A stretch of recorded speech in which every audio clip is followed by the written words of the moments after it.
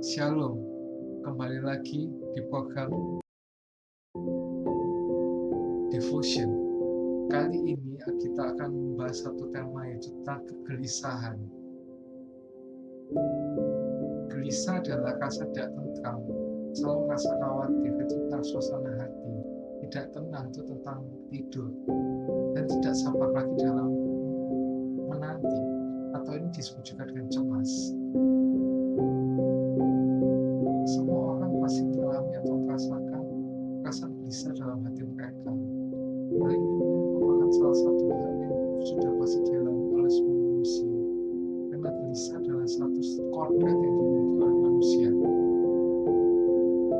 Tetapi tidak semua orang bisa mengatasi rasa gelisah yang mereka alami. Ada yang memang bisa mengatasinya, dan ada juga yang tidak bisa. Kegelisahan paling mudah diketahui dengan gejala tingkah laku atau gerak-gerik seseorang dalam situasi tertentu. Biasanya dapat berupa bosan mondar-mandir, termenung, tidak banyak bicara, berwajah murung dan lesu. Kegelisahan ini bisa diartikan sebagai kecemasan atau takut, seperti halnya orang yang frustasi karena hal yang tidak diinginkannya mungkin tidak tercapai. Apa sih penyebab terjadinya rasa gelisah? Yang pertama itu dari kejadian luar. Kejadian luar itu apa? Kejadian yang kita lihat atau kejadian yang kita alami. Contohnya Ayub. Di Ayub 3:25-26 berkata, karena yang kutakutkan itulah yang menimpa aku, dan yang kucemaskan itulah yang mendatangi aku. Aku tidak mendapat ketenangan dan ketentraman. Aku tidak mendapat istirahat, tapi kegelisahanlah yang timbul. Terus ada contoh lagi di Daud, Mazmur 55 ayat 2-6. Kejadian yang belum perhatikanlah aku dan jawablah aku membara dan menangis karena cemas, karena teriakan musuh, karena aniaya orang fasik, sebab mereka menimpakan kemalangan kepadaku, dan dengan geramnya mereka memusuhi aku. Hatiku gelisah, kengerian maut telah menimpa aku. Aku dirundung takut dan gentar, perasaan seram meliputi aku. Terus nyebab rasa gelisah yang kedua itu berasal dari dalam, yaitu dari kejadian yang belum terjadi atau kita disebut dengan masa depan. Ada di Daniel 2 ayat 1. Pada tahun kedua pemerintahan Nebukadnezar, impilan Nebukadnezar karena hatinya gelisah dan ia tidak dapat tidur. Tingkat kegelisahan pada intensitas tinggi sangat berpengaruh terhadap kualitas hidup seseorang. Kegelisahan akan memberikan perasaan cemas yang berdampak pada meningkatnya stres pada manusia tersebut, yang dimana saat stres dipercaya dapat mengakibatkan munculnya penyakit fisik seperti rambut rontok, jerawatan, meningkatnya gula darah, insomnia, dan lain sebagainya. Juga penyakit kejiwaan yang dapat mengganggu produktivitas manusia, bahkan memicu manusia untuk mengakhiri hidupnya. Orang yang mengalami kegelisahan yang begitu mendalam mengakibatkan letih lesu dan berat. Kalau manusia tidak dapat mengatasi kegelisahan, bahkan saudara atau teman kita juga pun tidak bisa memberikan jalan keluar. Makanya itu ada satu pribadi yang bisa memberikan jalan keluar, yaitu Tuhan Yesus, bukan yang lain. Tuhan Yesus pernah mengalami kegelisahan yang begitu mendalam sehingga stres pada waktu berada dalam taman Getsemani. Oleh karena itu, dia dapat memberikan jalan kepada kita. Nah, ini kenapa sih kita harus datang sama Yesus? Karena hanya dia yang dapat memberikan kelegaan. Seperti ada di Matius 12 ayat 28. Marilah kepadaku yang letih lesu dan berbeban berat, aku akan memberikan kelegaan kepadamu.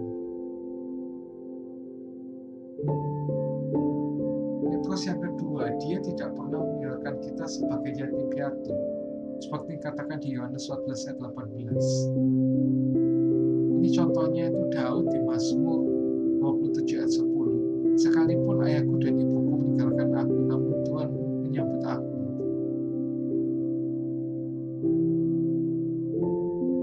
Nah, terus apa sih yang kita lakukan untuk datang kepada Tuhan Yesus ini? Yang pertama, punyalah kerinduan besar datang kepada Tuhan seperti ada di Mazmur 63 ayat 2. Terus yang kedua, mengakui dosa di hadapan Tuhan. Mengakui dosa itu bukan hanya ada di liturgi gereja saja, tapi kita terus melakukan dosa setiap hari karena kita sadar gak sadar melakukan dosa. Di Mazmur 51 ayat 2-3 berkata, bersihkanlah aku seluruhnya dari kesalahanku, lahirkanlah aku dari dosaku, sebab aku sendiri sadar akan pelanggaranku, aku senantiasa bergumul dengan dosaku.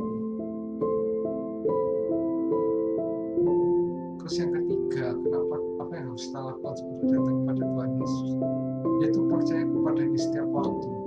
Seperti Mazmur 62 ayat 9 berkata, hai umat, curahkanlah isi hati di hadapan Allah, karena Ia adalah tempat perlindungan kita. Yang selanjutnya yaitu hidup takut akan Tuhan, seperti yang dikatakan di Mazmur 25 ayat yang ke-12. Siapakah orang yang takut akan Tuhan? Kepadanya Tuhan akan menunjukkan jalan yang harus dipilihnya. Amsal 8 ayat 13 berkata, takut akan Tuhan ialah membenci kejahatan.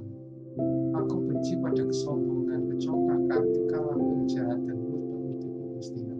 Dan yang terakhir, apa yang harus kita lakukan ketika datang pada Tuhan, yaitu merenungkan dan mengingat kebaikan Tuhan, seperti yang ada di Matius 63 ayat 7-8. Apabila aku ingat kepadamu di tempat tidurku, merenungkan engkau sepanjang kawal malam, sungguh engkau telah menjadi pertolonganku, dan dalam naungan sayapmu aku bersorak-sorai.